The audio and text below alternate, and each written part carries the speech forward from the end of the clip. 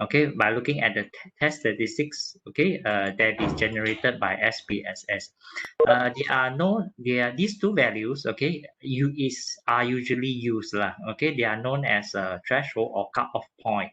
Okay, we look if, as what I mentioned to you just now, if you are very confident with your data, okay, and you are very confident in these terms, means that you are very confident your data is correct, or because your data, perhaps your sample population is very large, okay, and you're very confident that your data is correct, so you will set the significant values as 0.01. Okay, what does this 0.01 means? It means that one time or less out of 100%. Okay. We try to look at the example of the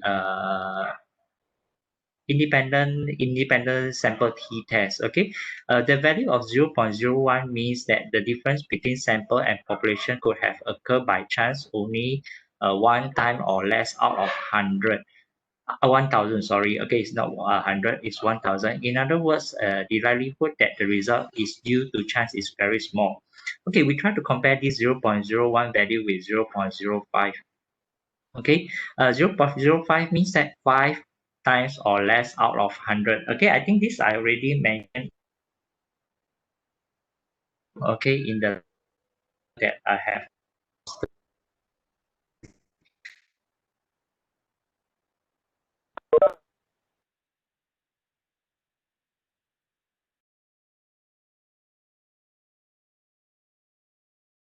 confident. Am I right? I guess so.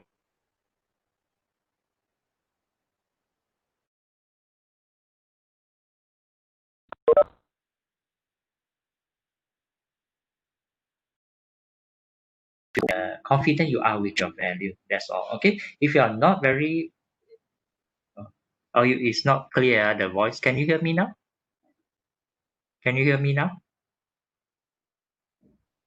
Yes, betul. Okay. If you are very confident with your data, you can set your statistical significant value as 0.01. Okay. But usually the threshold that we use is 0.05. Okay, it will be sufficient. In other words, this 0.05 means that you are very confident that your data is correct. Okay, and the and what else? Yeah, 5 times or less out of 100 that this result is due to chance, meaning that this result is due, if 0.05 means that this result is due to chance is very small lah. Okay, this is basically how you set this threshold lah, how you actually determine and set your threshold. Any question?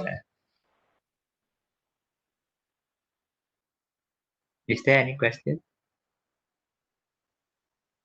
Yeah, because I do not see you directly, so I cannot know whether you are able to understand or not. It's a bit difficult, okay, for online discussion or online teaching. Okay, if no question, I shall move on. Yes, basically you can pick either the statistical significant value of either 0.05 or 0.01. You can actually set this value. You can actually set this value in SPSS. Okay. If you're very confident, usually when you're very confident is that where in the situation where your sample size is very huge, perhaps more than 30. And when you conduct the EDA test, exploratory data analysis test, normally it shows a normal distribution. Okay, very perfect normal distribution. Then you should try to use and set your, perhaps adjust lah. Okay, your statistical significant value to 0.01. Okay, If your EDA, where after you conduct the EDA test, the normality test is not that what do you call that perfect, okay, perhaps you could set it to 0.05.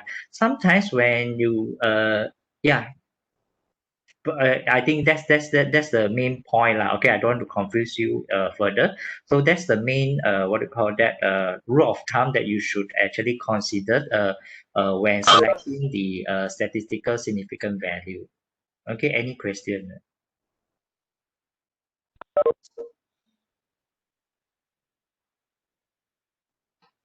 Okay, if no question, is there any question?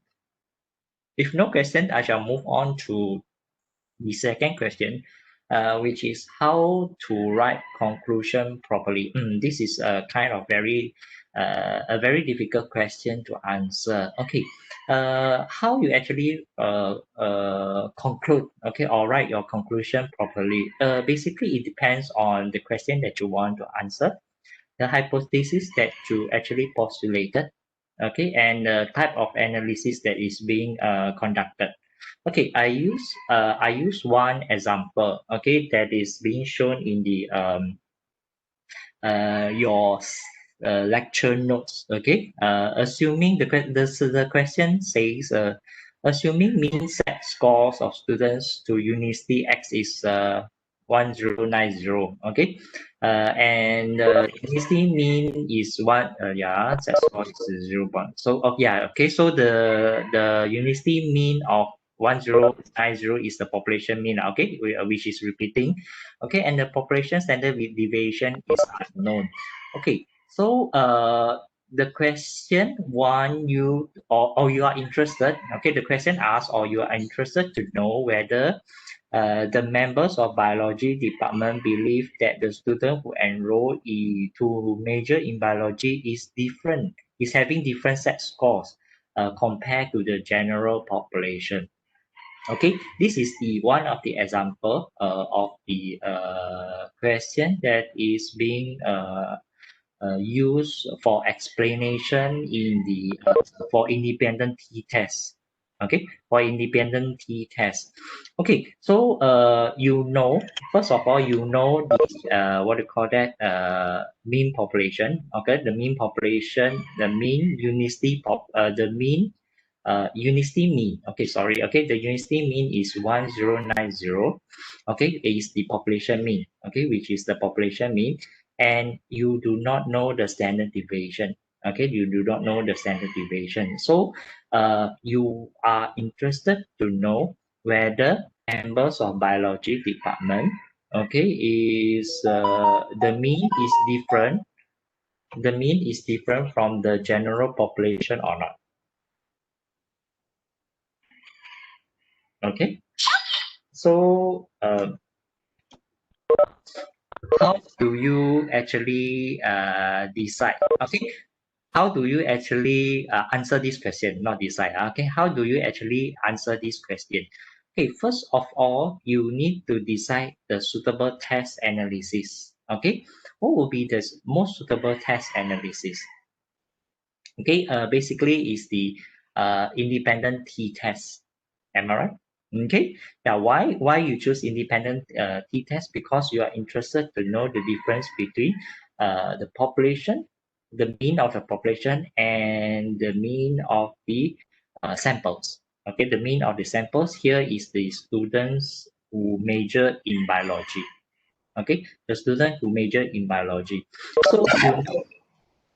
So you need to postulate the suitable after you have decided the type of analysis that you wanted to conduct. Okay, then you need to postulate the suitable hypothesis. Okay, uh, I'll let you know how to postulate the hypothesis. We'll discuss about the postulating of hypothesis later, lah, okay, in more detail, in a very short while. Okay, and if you I think most of you have already run this what do you call that independent t-test, okay, and you will actually notice that the SPSS result will actually give you two tail significant tests. Did you observe that? I hope so. Okay, and not one tail significant test. Okay, this is being the result of SPSS. Okay, after you conduct the independent t-test on the what you call that SPSS, it will actually give you a two tail significant test and not one tail significant test. Okay, so you need to consider this as well. Okay, and then you need to postulate your hypothesis accordingly. Okay, because SPSS give you two tail significant test result. Okay, so you need to postulate the hypothesis which is non-directional. Okay, because you don't know whether it is higher or lower. Okay, so the most suitable hypothesis is that difference. You use the word different. Okay, but how different is it? We are not sure whether it's higher or lower.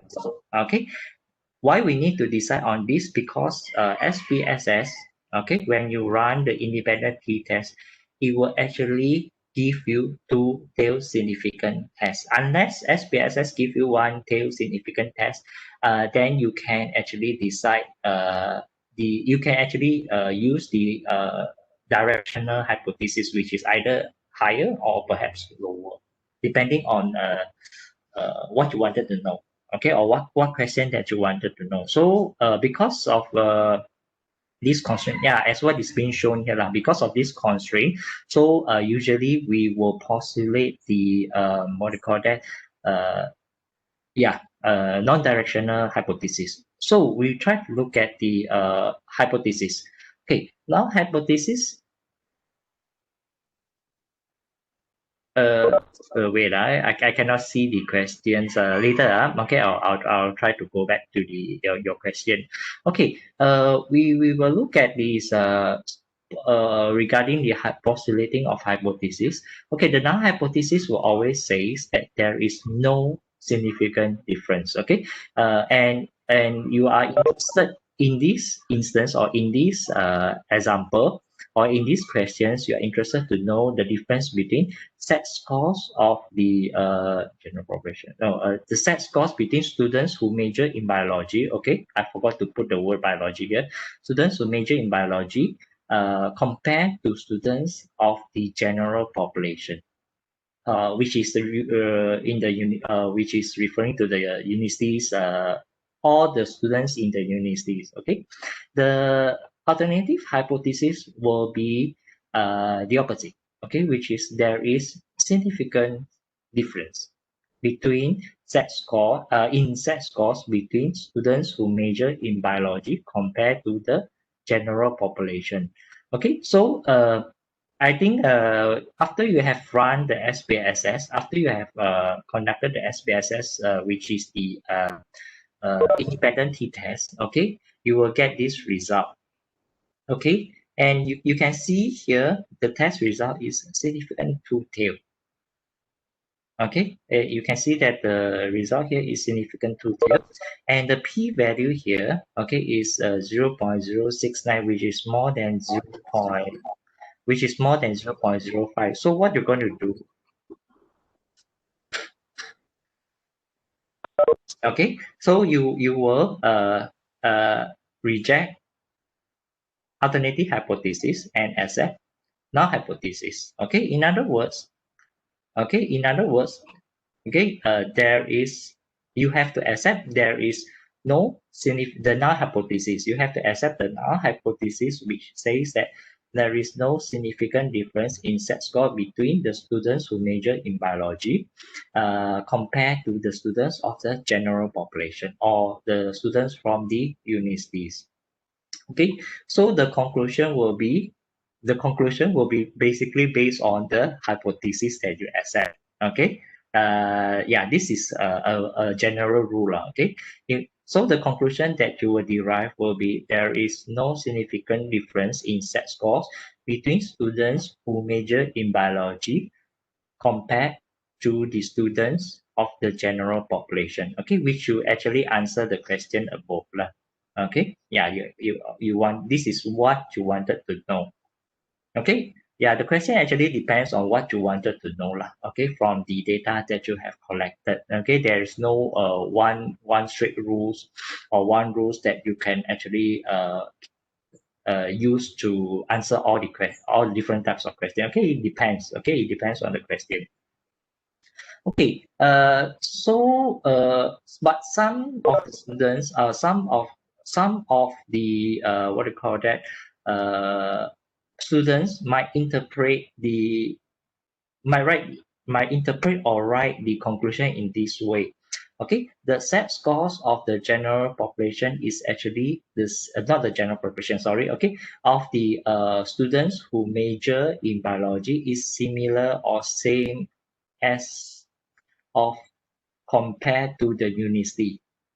Okay, this is kind of inaccurate. Why did I say that? Can you roughly guess?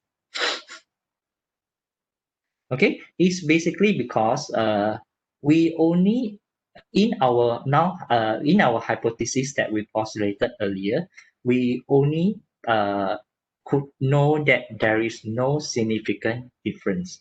There's no significant difference. Okay, uh, and we we do not know the difference. When there is no significant difference, it means that it is the same. We do not know whether the difference is a bit higher, or we do not know whether the difference is a bit lower. So we do not know which one is actually true. We only know that there is no significant difference. Okay, so to conclude this, okay, the set scores of general population is similar, or the set scores of the what do you call that students who major in biology is similar to the set scores of the general population or the students from the universities. This conclusion is kind of inaccurate.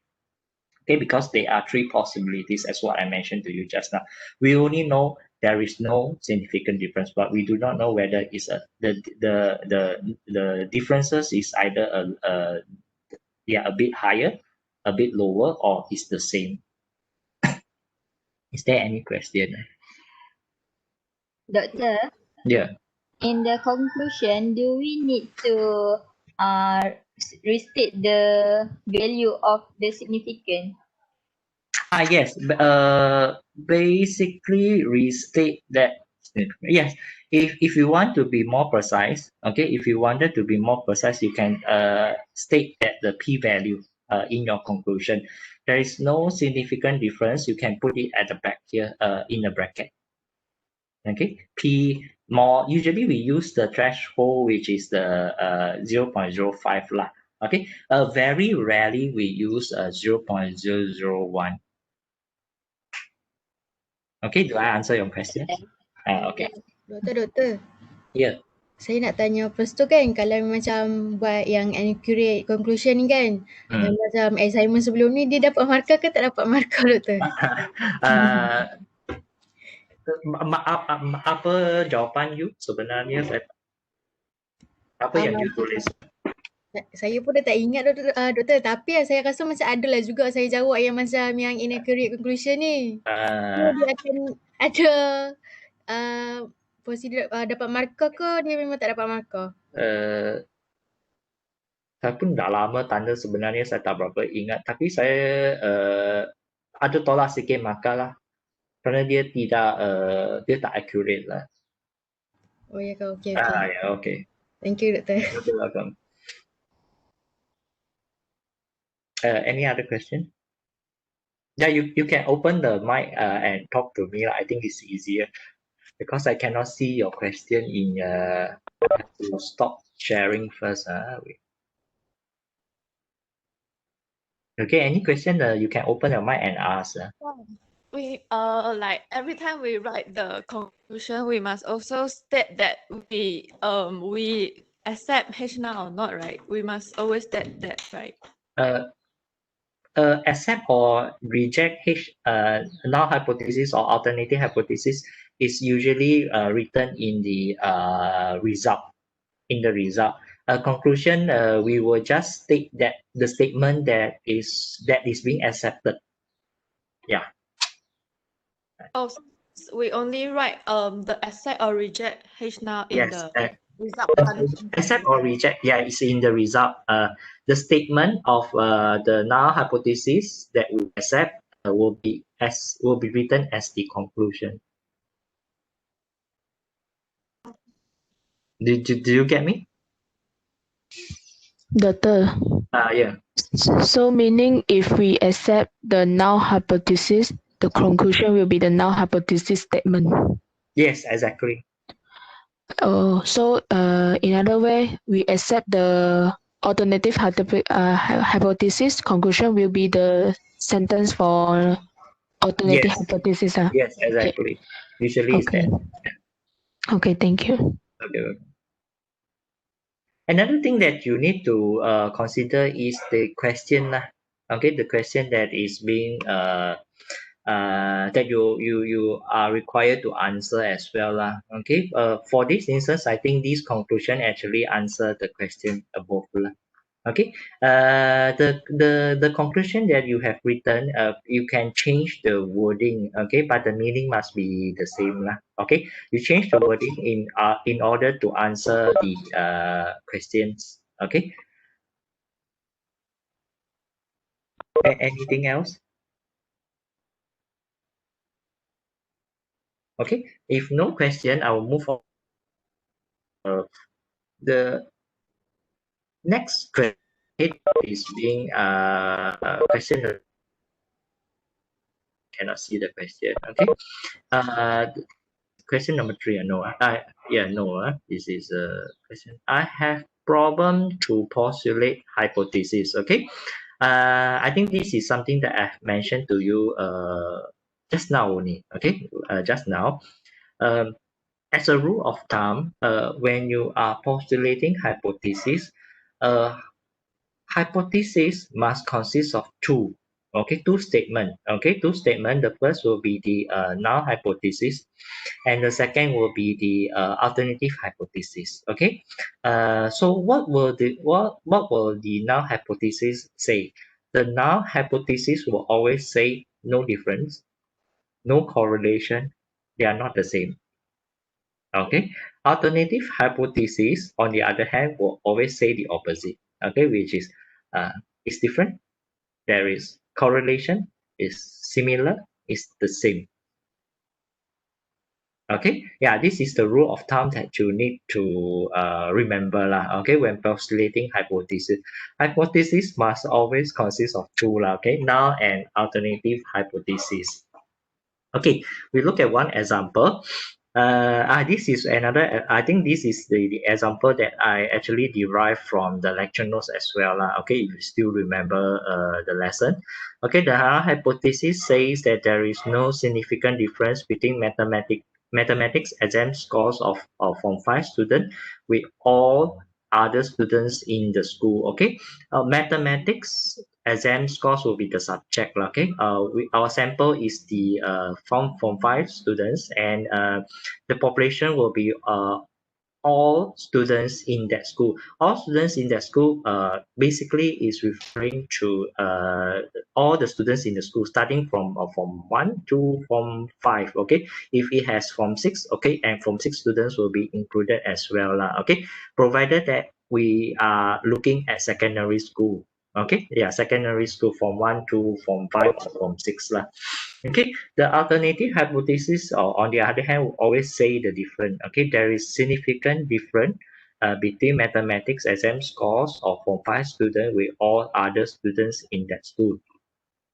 Okay, to accept or to reject null hypothesis or alternative hypothesis, we have to look at the p-value lah, okay, that is being generated. Okay, but we are not going to discuss on that whether accept or reject. I'm sure that most of you already know. Okay, in what condition shall we accept or shall we reject? Okay, null or null hypothesis or alternative hypothesis.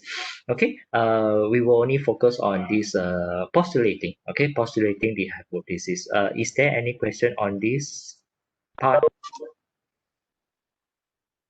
Yeah, you can open your mic and ask. So I remember. Doctor. Oh, Shaida, you want to say? Are you say first? Yeah, okay. Tak apa, you dulu. Oh, okay. So that time, I remember there's a question to say like find out the people what more the mean is not more than 8 jobs. So means Yeah, okay. the H now we should write like there is no more than 8, and then for Yes. the H alternative we should write like there is more than 8 jobs like that. I can't remember exactly the question, but the first hypothesis that you mentioned is correct. The second one, I'm not very sure. I have to look back at the question again. Because sometimes I'm like usually A we bit write confused. like the U is not equal to U lah. The Ah, H like for the alternative thesis, the mean is not equal to the what? eight. The Okay. so we should write like not the same. We should write like not the same, or we should write like either lower or higher. Not the same. What is the question? What is the question? I can't remember the question. We have to postulate according to the question. I think it's some like asking what people is more than 8 job or what Uh-huh. I remember lah. Yeah, that's the thing. We have to look at the question and then decide on the hypothesis. I also can't answer you on that directly here now. Yeah, I have to look back on the question again. Yeah, in order to decide. Yeah. Okay, I'll find the question. Okay, no problem. Uh, any other question? I think there's another person. Doktor, Ya, apa? untuk hipotesis ni kan, kalau kita, dia boleh tulis dalam sentence ataupun kita boleh buat dalam simbol. Ya, boleh. Dua-dua pun boleh. Oh, Tapi okay. saya lebih suka sentence lah, karena dia boleh membantu bila tulis conclusion nanti. Okay, thank you, Doktor. Doctor. This one just a request. Since the assignment doctor have done what marking already, right? Yeah. So can doctor share the real answer for that assignment or not? Oh, can, no problem. Later. Okay, thank you. No problem. I found the question. Okay. The question was like a newspaper report that on average people have more than 8 jobs in their career. Then test whether you agree with the statement using the data. And then the random sample is 27. Then my answer, I wrote like the hypothesis people have 8 jobs in their career. And then for the alternative is people have jobs not equal to. Is it correct to write like that? Not equal to.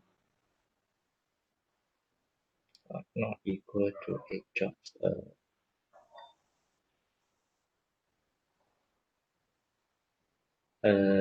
I'll answer that. I'll answer that later. Okay, I need to look at the overall first. Overall question.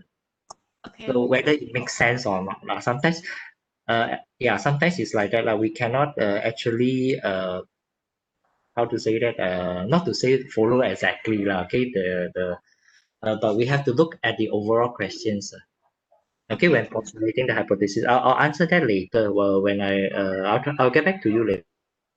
Okay, thank you, sir.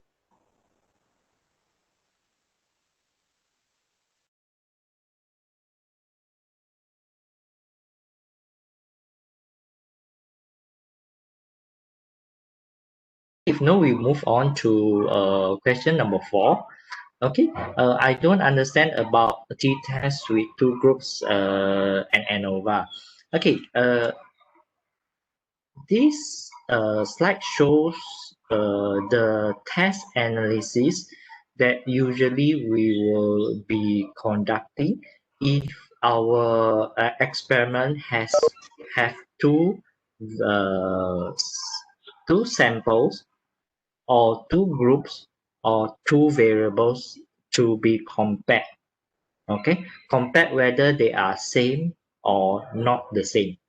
Compare whether they are the same or not the same. Okay, there are only two groups, two variable and two samples. Okay, if you in your experiment, okay, the data that you collected, okay, in your experiment they are more than two, perhaps 3, 4, 5 and above, you should use the ANOVA. Okay, this I think let me show it to you. Okay, wait.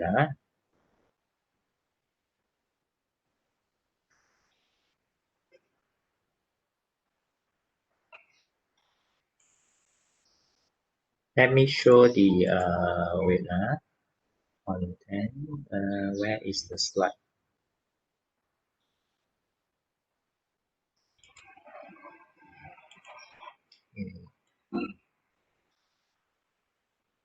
Go on.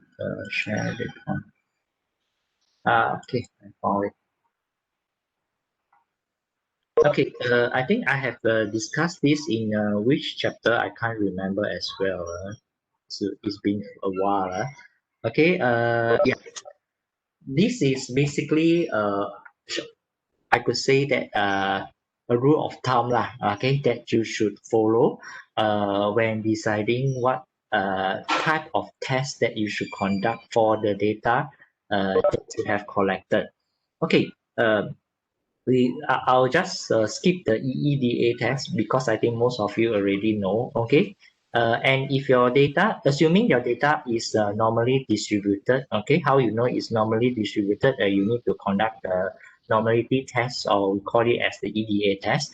Okay, and in your experiment, if you have only two variables, two samples, or two group, okay, the test analysis that you will be using will be a one-way independent ANOVA, okay, or two-way independent ANOVA, okay. And if your experiment, okay, there is sorry, okay, sorry, it's not one-way independent ANOVA, okay, it's a t-test, okay, independent t-test or dependent t-test. If your experiment has two groups, two sample, or two variables, okay, if there is more than two variables, 3, 4, 5, okay, you should use either, you could choose either, not should, you could either choose one-way independent ANOVA or two-way independent ANOVA. Okay, this is the rule of thumb that you need to know, okay, for this what do you call that, regarding the number of samples, variables or groups that you have in your experiment. Okay, we will be focusing on this only, okay, on this what do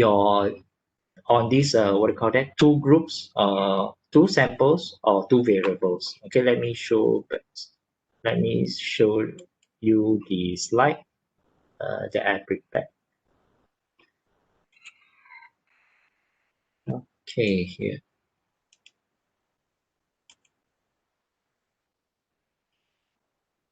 Okay, hold on. Let me see. Share content.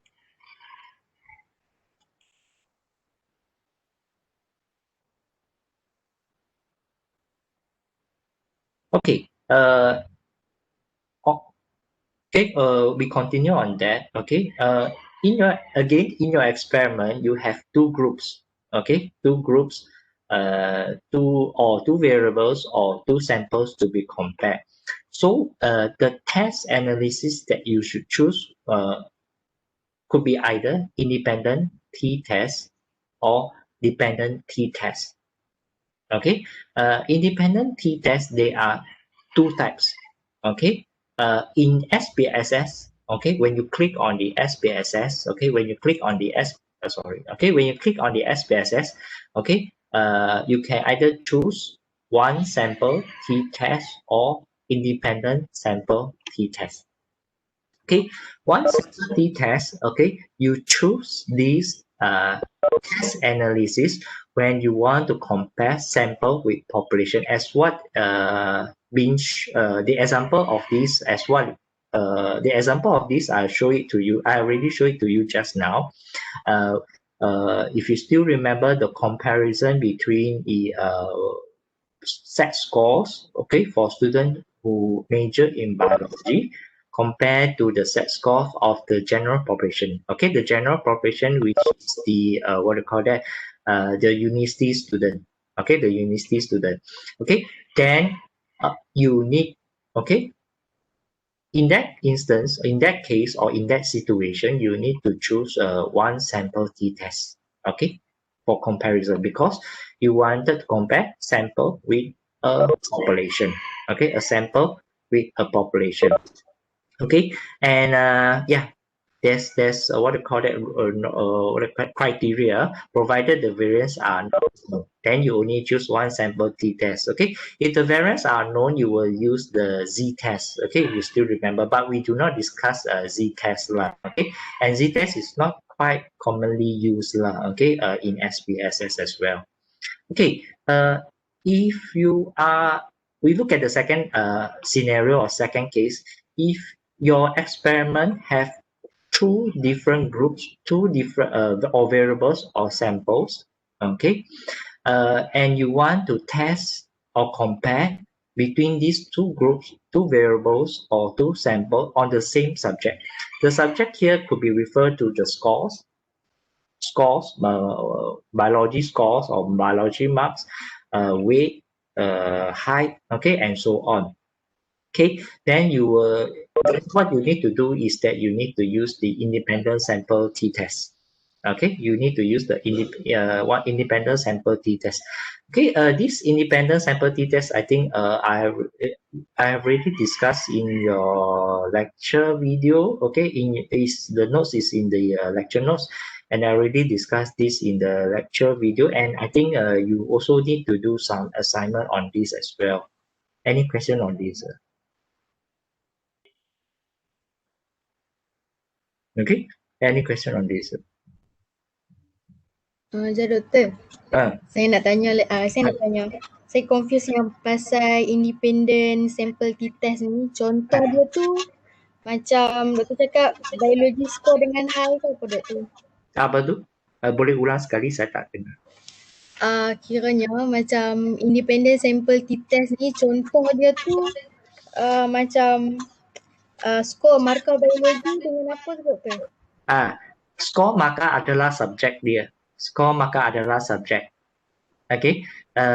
Skor markah untuk pelajar, contohnya pelajar kelas 1 biru. Tingkatan 1 biru dengan tingkatan 1 merah. Dia adalah dua kumpulan yang tak sama. Dan you mau test dia punya skor. Skor adalah subjek dia. Then you guna independent sample t-test. Ada faham? Okay, faham. Okay.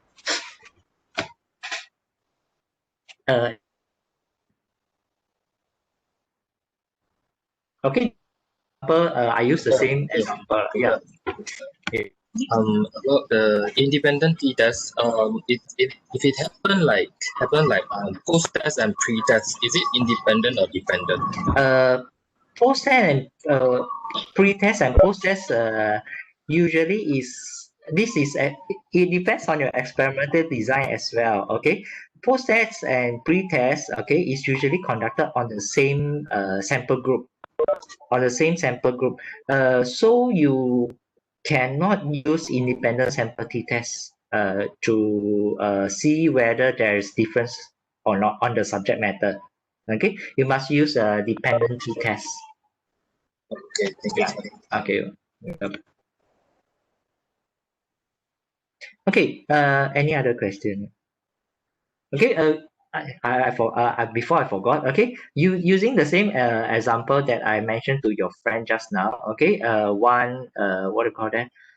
Student satu biru pelajar satu biru, satu merah. Okay. You want to compare the scores. Okay. So you will use independent sample t-test. Okay. If you want to compare pelajar tingkatan 1 with semua pelajar di sekolah menengah XXYY, okay, I'm not very sure whatever school that you are interested in, then you will on what do you call that, on mathematics course, maka mathematics, okay, then you will be using one sample t-test, okay. It's as simple as that lah. Okay, I hope by now you are able to differentiate between these, and when, in what situation shall you use, okay, one sample t-test or independent sample t-test. Okay, now we look at the second one, which is the second type of two group tests in SPSS, which is the dependent t-test. When you conduct your dependent t-test SPSS, okay, you will usually choose this pair sample t-test. Okay, as what your friend mentioned just now, okay, pair sample t-test is used when you need to compare groups, variables, or samples on the same subject which are dependent from each other. Okay, very complicated, am I right? The what do you call that definition? So we will illustrate using one very simple example. As what your friend mentioned just now, the same example as what your friend mentioned just now. If you want to conduct pre-test and post-test, do you know what is pre-test and post-test, by the way? Tahu doktor. Tahu Tahu. Okay. Your pre-test and post-test, okay, one is done before the treatment, one is another is done after the treatment, okay. The treatment is carried out on the same student, same respondent, or the same test individual. Maksudnya pre-test pelajar yang sama, post-test pelajar yang sama. Okay, and you want to see whether your instrument, not your instrument, your what do you call that, your strategy or your alat bantu mengajar is effective or not. Okay, you need to compare, and then you need to carry out this paired sample t-test. Okay, this is paired sample t-test is the word that is being used in SPSS lah. Okay, when you carry out paired sample t-test, you are actually conducting the dependent t-test. Any question?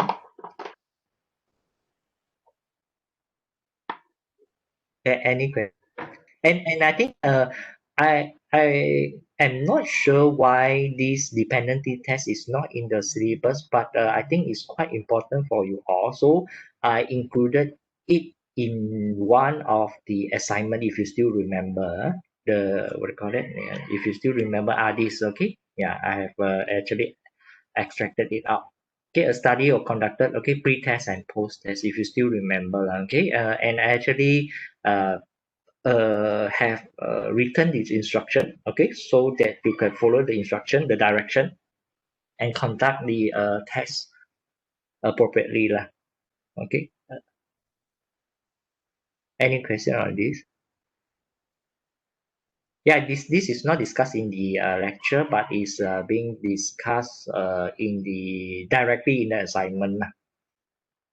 I think both are also very effective lah. Okay, usually you learn the theory, then after that you need to do some exercise so that you can make sure that you understand. Any question on this? I hope it's clear this when to choose which type of analysis for through two group samples, okay, two group variables or two groups, okay. Okay, if no question, I move on to the next question is the something about scatter plot. Okay, scatter plot. Okay, I'm sure by now you are able to generate scatter plot. Am I right?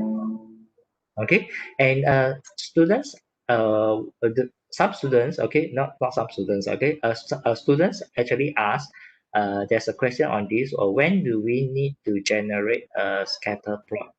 Okay, in general, scatter plots is primary uses, okay, or is used to observe and show relationship between two numeric variables. Okay, meaning that the two variables that you collected must be number lah. Okay, it cannot be gender.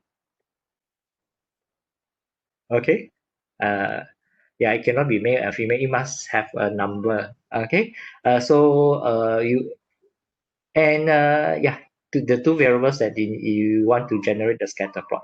Okay, and scatter plot is used to show relationship. Okay, and how the relationship could occur.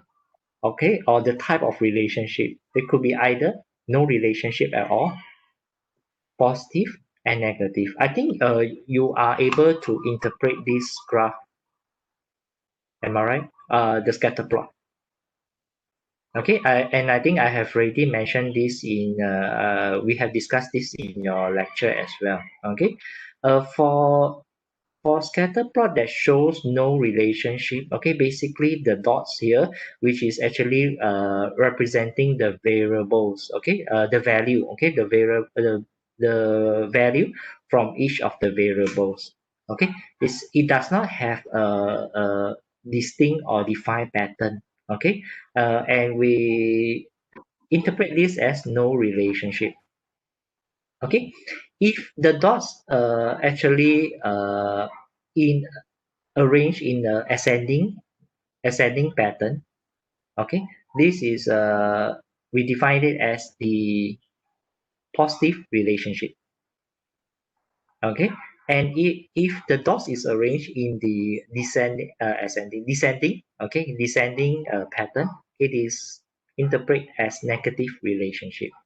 Okay, if you are interested to know further how well is the relationship, how well means that but before that, positive relationship means that one variables increases, the other variables will also increase. Okay, if you are interested to know, for example, variable y increase 1 cm, what is the value of the increment in the variable x? If you wanted to know, okay, the exact relationship, okay, the detail of the relationship, you will carry out regression analysis, okay, which we already discussed also in your lecture as well. Okay, and we move on to negative relationship. Negative relationship, how do you interpret the negative relationship, or how it is related? Okay, for example, if y increases, the value of y increases, x will decrease. It's the other way around lah. Okay, this is how we interpret these different types of relationship in a scatter plot. Okay, for positive and negative relationship, you can actually know, if you are interested to know the exact or the relationship in more detail, you must carry out, or you could carry out, the regression analysis. Okay, but for this type of scatter plot which have no relationship, usually you cannot carry regression analysis is not carry out lah, because there's no relationship. So yeah, there's not carry out regression. Yeah, for this no relationship type of scatter plot. Okay, assuming that if your graph is positive related or negatively related, usually in social science is not that in social science is for regression analysis is not, the data that is generated is not that accurate lah. I give you one example. For example, a student who score y, the variable y, student who score high in mathematics also score high in biology. Does it make sense to you?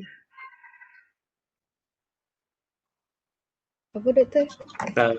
Students who score high in mathematics also score high in biology, for example. Positive relationship, am I right? Does it make sense to you? Yeah, doctor.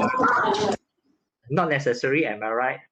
some students are good in mathematics but not good in biology, or the other way around is also true. Yeah, that's the reason why I say that in social sciences, regression analysis is not that helpful lah. Okay, because it cannot actually predict very well lah.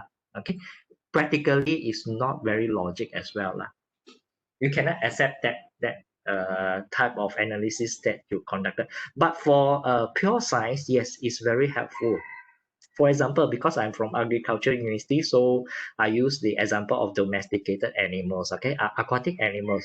For example, if there is an increment in 1 centimeter of the length of the fish, perhaps the weight of the fish will increase 50 grams. Does it make sense to you? Yes. Yeah. Okay.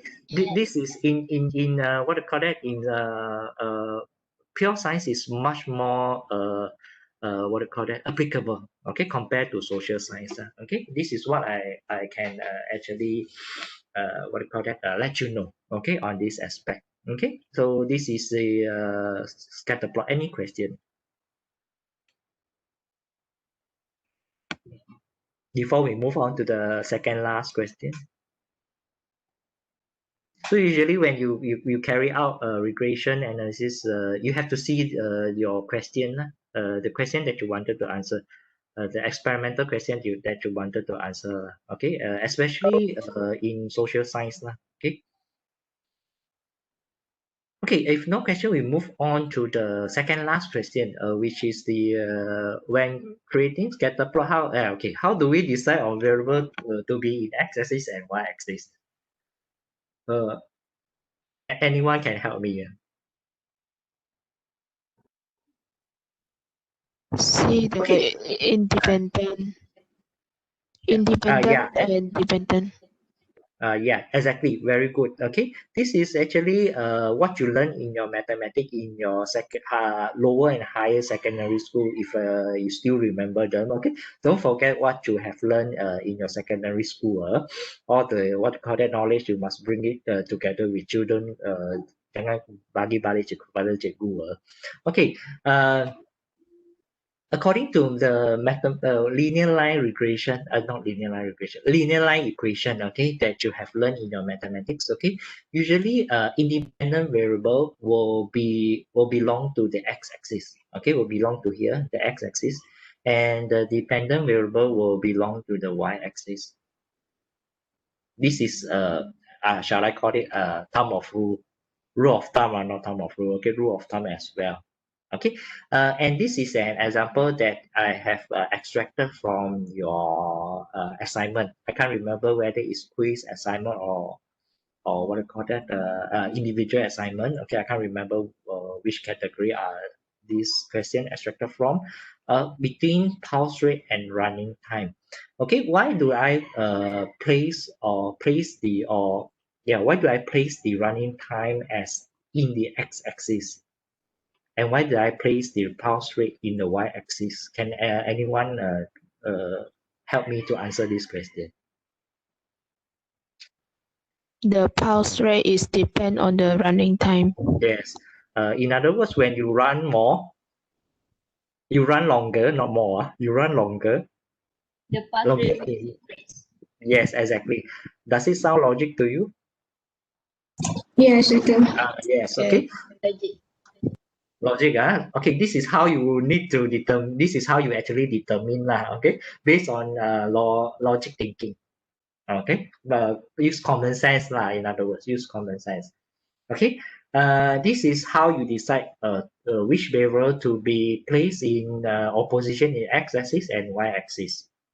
Okay, if you cannot decide, for example, IQ score and statistics exam score, just like the one example that I showed it to you just now. Okay, can you decide which is dependent or independent in this example? No. Yeah, that's the thing. Okay, sometimes in some situation we cannot decide which variable could be regarded as dependent or independent. We just try and error. We put x IQ score, Y as statistic exam score, and the reverse. But usually, the what do you call that? The pattern, the scatter plot pattern will be almost the same. Okay, you won't differ much lah. You just try and error, okay, and make sure that your conclusion makes sense lah.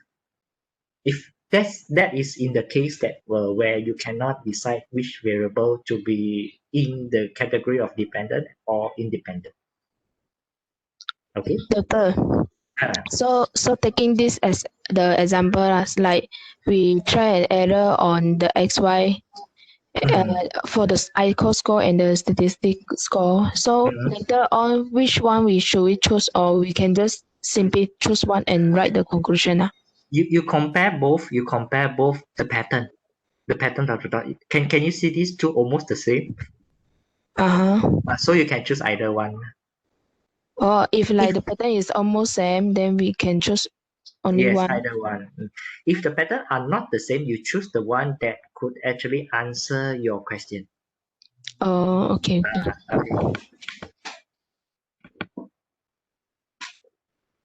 Okay, any other question? Okay, if no, we look at the last question. Yeah, homogeneity of variance. Okay, I think I have this part of the lecture, which is lecture number 8, or lecture from chapter number 8, the last chapter, which is on correlation and regression. Okay, students don't understand what is homogeneity of variance. Homogeneity of variance sometimes is also called homosagacity. Very difficult to pronounce, okay, but never mind, okay. Yeah, homogeneity of variance is also called as homosagacity. Okay, is actually mean that the variances, okay, means that the variances between the two groups are the same. Okay, homogeneity of variance means that the variances between the two groups are the same. Okay, the variances here, variances means in simple English it means differences. Okay, it means differences, but in this case, okay, in statistics it's referring to the basically is the standard deviation. Okay, the standard deviation of the two groups are the same. It's very important. The standard deviation does not deviate too much, okay, from the mean. Do you get me?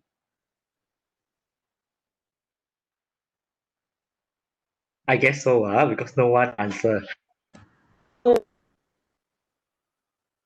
if you still remember running the independent sample t-test, okay, there will be one test that is being generated, which is the living test. Okay, do you still remember that? When you run, each time you run independent sample t-test, leaving tests for equality of variances will be also generated automatically. Okay, if you still remember. Okay, what is the purpose of this leaving test?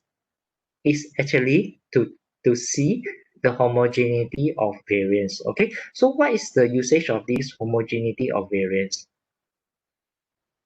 Okay, so that you could decide whether you follow which row of values, okay, or result. Okay, the values of it, these are all the results. Okay, if the variances are assumed to be equal, okay, the top row of the test analysis result will be followed. Okay, if the variance is not the same or not equal, okay, you will follow the bottom one. How you actually determine which to follow? You look at the significant value. Okay, how you interpret the significant value? I think I have already discussed or explained this in your lecture notes. Okay, if you forgot, perhaps you could go back to the video on that particular, what do you call that, on that particular chapter. Okay, and I have already discussed this. Okay, this is the importance of homogeneity of variance. Okay, so that it's very important variance to be homogeneous, okay, so that between the two groups, so that you can make a better comparison. Okay, or the data that is being generated, not the data, the result that is being generated will be more accurate lah, in terms of the analysis and interpretation. Any question?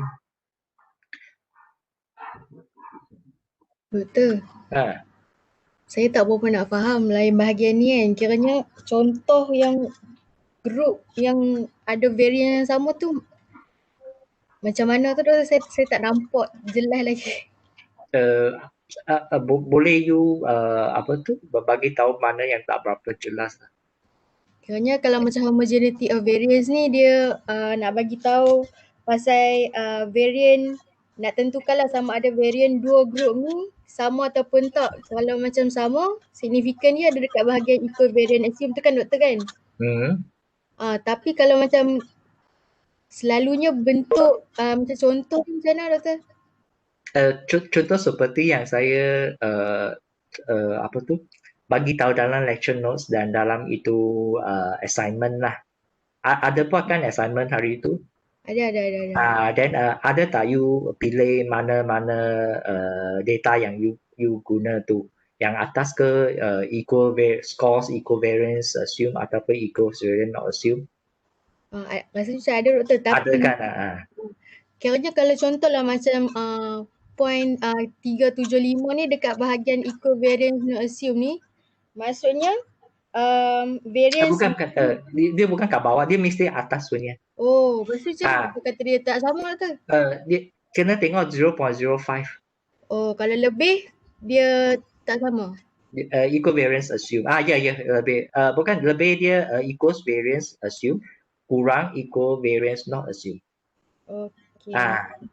Okay. Saya ada terangkan kan dalam itu lecture notes. Tak ingat doktor. Okay, you rujuk balik lah kalau tak ingat. Okay, thank you doktor. Okay. Doctor. So meanings actually homogeneity test of this one is just to check whether the variance is equal or not equal for between these two groups lah. Two groups, exactly. Okay. They do not differ too much. They do not differ too much. Okay. Okay. It's very important. Okay. Okay.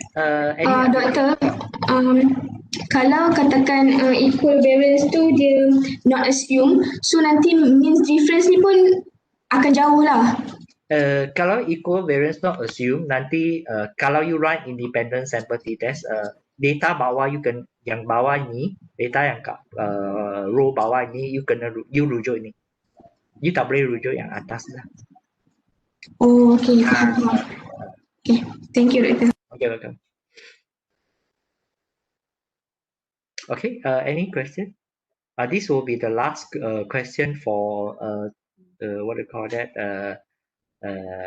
This discussion, this session. Okay. But before that, we try to look at another meaning of homogeneity of variances. Okay. Besides what we call the independent sample t-test, when you run regression, it's very important that you also look at the homogeneity of variances. The what do you call that? Not the answer. What do you call that? The meaning is the same. Okay, homogeneity of variance. The meaning is the same. To see two groups, the variances are the same or not. Okay, and in regression we also run that. Okay, how we actually determine homogeneity of variance in regression analysis is by looking at the scatter plot of residue against predicted scores. Okay, I think you have actually conducted the analysis, and I think most of you, not most, all of you also will get this test analysis after you have click on the option. Am I right? Okay. If the you don't ask me why, okay, but this is how it is being interpreted. Okay, if the dots here, the scatter plot, the dots doesn't show any distinct pattern. Okay, in the scatter plot of residues against predicted scores, which is this. Okay, it means that homogeneities of variance, the variance are homogeneous. Okay, and this scattered plot of residues against predicted scores will also tell you about something about linearity. Okay, which is defined as assumption of linearity. Okay, again, the interpretation is the same. If there is no obvious pattern, okay, dia tak ada pattern, it means that assumption of linearity is true as well. Okay, meaning that the regression is following linear pattern. Okay, you might wonder what is all this homogeneity of variance, assumption of linearity. This is basically four assumptions which is associated with linear regression model. Okay, if you look at the, but I did not discuss this because I think it's quite uh,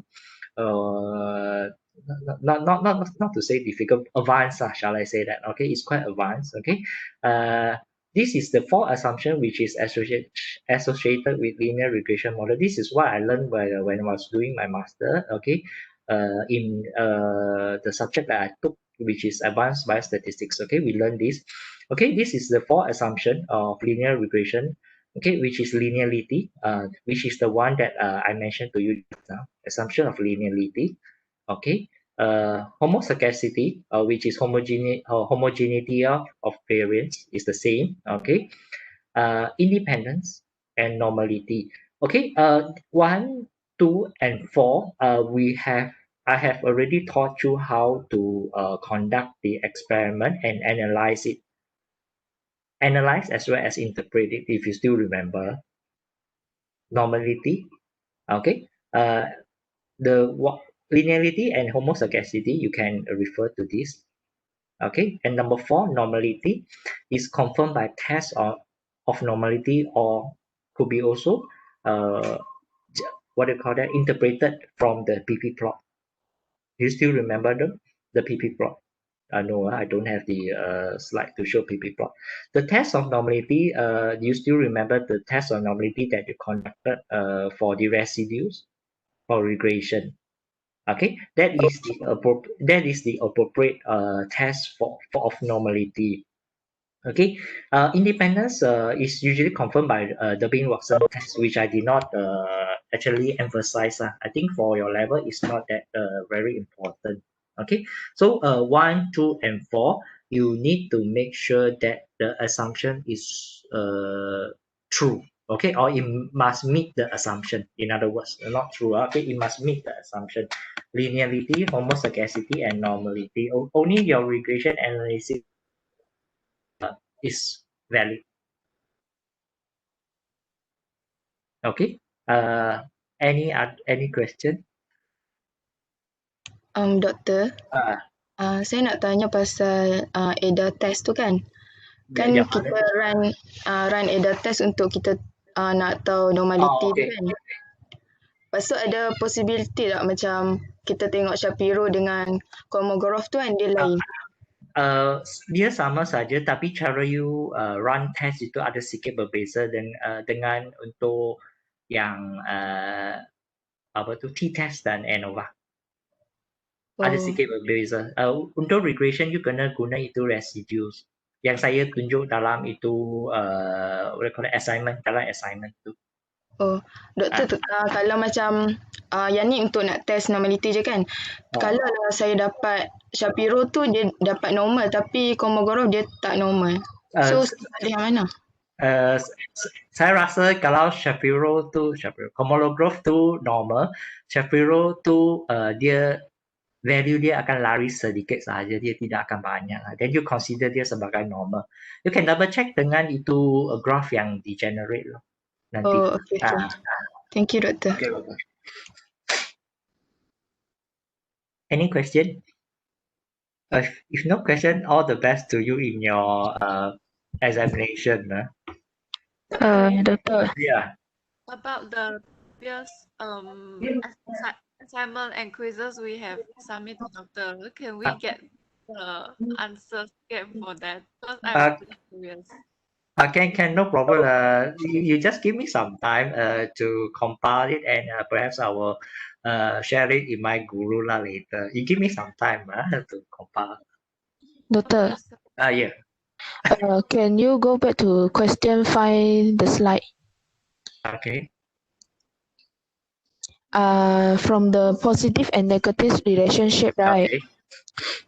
Like we got one assignment that I had asked about you also, that no, how to say the result come out, this scatter plot is there, but because of the significant level, the value, so saying that no relationship, but the graph is there. So actually we have to Okay. You mean that you have run the Pearson correlation test? yeah. Uh, uh, Pearson correlation, yeah, you usually if it is more than 0.05, the Pearson correlation value will be like 0.5 something. They are not really very correlated lah.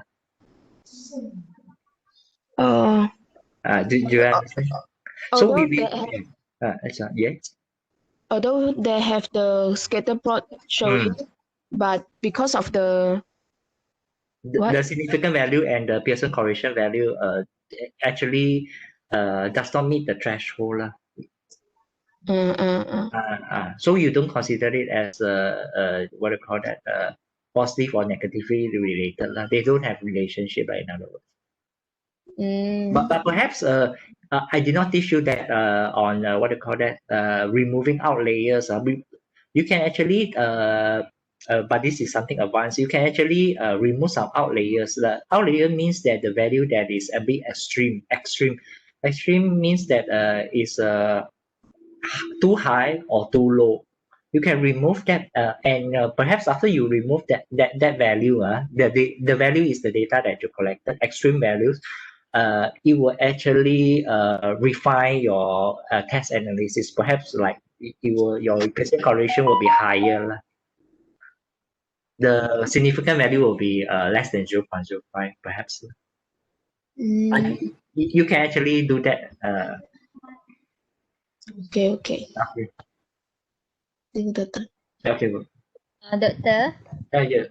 so if the significant values is larger than 0.05, but the scatter plot or histogram showing that it has a non-linear relationship, so we should follow the significant value or the graphic. You mean that one is show the value, what are the test Pearson correlation is showing their significant no the Pearson correlation means Pearson correlation test shows correlation, but the graph does not show correlation. Is it true? Yes, like that. So which one we should if we want to do the hypothesis, which one we should follow? Usually it won't be that extreme lah. I think when the in reality it won't be that extreme lah, the result. If the what do you call that, Pearson correlation value is showing correlation, and the graph will usually show correlation lah. Did you get me? Okay. It won't be that extreme, the analysis, the test result. Okay, doctor. I just assumption only, assuming. Okay. Any question? Doctor, our test will be on next week, right? Yeah, 26, am I right? If I'm not mistaken. So I'll post it lah.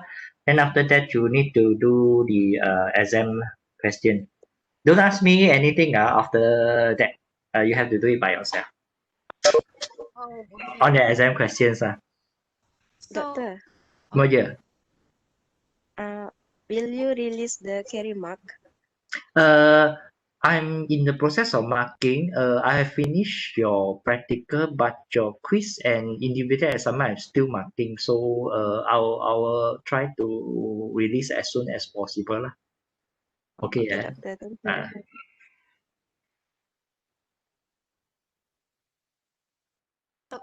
So you inform in group after you put the. Yeah, sure, no problem. Can. Okay, thank you, sir. Okay, welcome. Okay, any question? Any other question?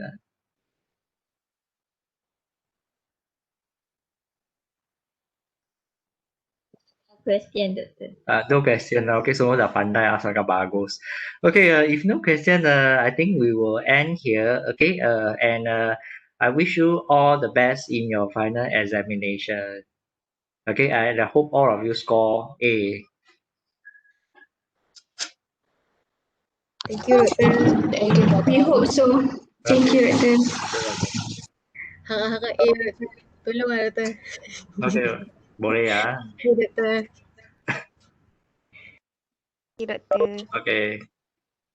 Doktor, can you share the slide in WhatsApp?